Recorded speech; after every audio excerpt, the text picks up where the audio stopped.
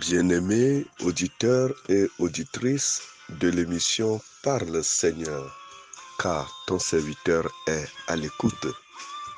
Je vous dis bonjour. Cette merveilleuse émission vous est présentée par le serviteur de Dieu, Sanvi Kokou Apetobo Samuel. Parle Seigneur, car ton serviteur est à l'écoute. Nous serons toujours à l'écoute quand Dieu parle. Qu'est-ce que j'entends ce matin? Quel est le projet de Dieu pour nous? Que veux-tu que le Seigneur fasse pour toi? J'entends la phrase « Qu'est-ce qui prend ton temps ?» Qu'est-ce qui prend ton temps? Voilà le message du Seigneur pour nous. Qu'est-ce qui prend ton temps? Le temps, c'est la vie. Lorsque tu rates le temps, tu rates ta vie. La grâce est attachée à chaque temps que tu passes dans la journée. Et lorsqu'on rate une grâce, alors ce temps passe. La grâce que tu perds en 1 heure de temps ne peut revenir que peut-être 100 ans après, ou bien 50 ans, ou bien 30 ans, ou bien 7 ans. C'est pour cela que nous devons veiller sur notre temps. Nous devons bien gérer le temps. La Bible nous dit que Dieu a créé les cieux et la terre avec tout ce qui y trouve. Il a créé l'homme pendant 6 jours. Ça, c'est le temps de Dieu. Avant que le temps ne soit temps, Dieu existe. Et il a créé toutes choses en 6 jours. Le jour de Dieu est différent de nos jours. Car la Bible nous dit, un jour devant Dieu est comme 1000 ans. Donc, les jours de notre Seigneur sont différents de nos jours. Mais on les appelle le temps. Dieu a pris son temps pour accomplir sa vision. Après l'avoir accompli, il s'est reposé aussi en un temps donné, qu'on appelle le sabbat, le 7e jour. Nous aussi, Dieu nous a créés pour que nous puissions gérer nos temps. Mais nous devons faire attention à la manière dont nous gérons le temps. Nous allons lire quelque chose dans la parole de Dieu, Éphésiens chapitre 6, verset 16. Éphésiens chapitre 6, verset 16. Là, il est écrit, « Rachetez le temps, car les jours sont mauvais. » Rachetez le temps, car les jours sont mauvais. Oui, les jours sont mauvais. Et les jours passent vite. Mais nous devons bien racheter le temps. Racheter le temps veut dire gérer le temps. Savoir ce qu'il faut faire à un moment donné, savoir quand manger, savoir quand prier, savoir quand lire la Bible, savoir quand travailler, savoir quand se reposer, savoir quand regarder à la télévision, savoir quand s'occuper de sa famille, etc., etc.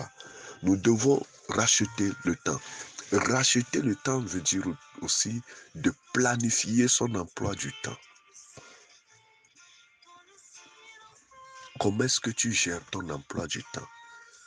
Lorsque tu te lèves le matin, quel est le programme que toi-même quel est le programme que toi-même tu te fais? Quel est l'organigramme de ta journée, de ta semaine? Tout ce que nous sommes en train de dire rentre dans le temps. Le Seigneur nous pose cette question ce matin. Qu'est-ce qui te prend le temps? alors beaucoup de facteurs peuvent rentrer en jeu. Beaucoup de choses prennent nos temps aujourd'hui et qui sont des choses aussi inutiles. Pour certains, c'est le bavardage. Pour d'autres, c'est regarder toute la journée à la télé.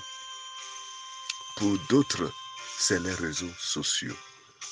Mais ce que l'arme que l'ennemi utilise plus aujourd'hui dans le monde entier, c'est les réseaux sociaux, qui prend toute notre énergie, qui prend tout le temps et qui détruisent aussi notre vie.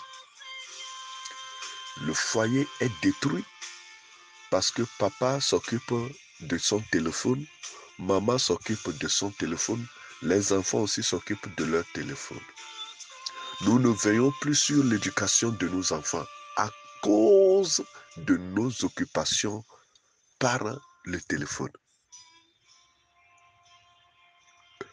Le foyer est détruit parce qu'il n'y a plus de conversation entre le mari et sa femme. Le téléphone a pris ce temps. On n'arrive plus à s'instruire. Les réseaux sociaux ont pris nos temps d'éducation. On ne prie plus. On ne lit plus la parole de Dieu. Même on est en retard à nos services, à l'église, parce qu'on est occupé sur les réseaux sociaux.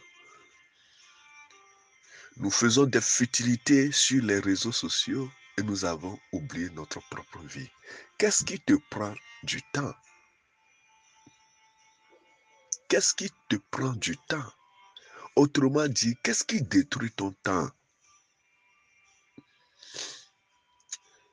Quand est-ce que tu vas te conscientiser? Quand est-ce que tu vas prendre conscience de cet état qui est en train de détruire et de déformer ton avenir? Nous devons savoir que notre avenir est rattaché au temps. Car, nous dit la Bible, l'Ecclésiaste, il y a un temps pour toutes choses. Bien-aimés auditeurs et auditrices, il y a un temps pour toutes choses. Alors, rachète le temps, car les jours sont mauvais. Il y a des jours qui seront mauvais plus que ça aujourd'hui. C'est pour cela que nous devons racheter le temps. Si nous voulons racheter le temps, nous devons être un planificateur du temps. Savoir quand se lever, quand prier, quand lire la parole de Dieu, quand s'occuper des enfants, quand manger, quand se reposer, quand se promener. Savoir quand épargner son argent et quand le retirer. Nous devons savoir comment gérer le temps. Seul le Seigneur peut nous aider et que sa grâce nous soit suffisante. Es-tu pasteur? Es-tu un homme de Dieu?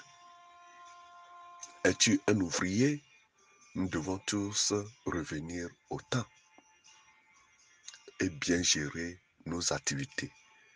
Ne permettrons plus jamais aux réseaux sociaux de nous prendre le temps, de consommer nos temps, de détruire notre avenir.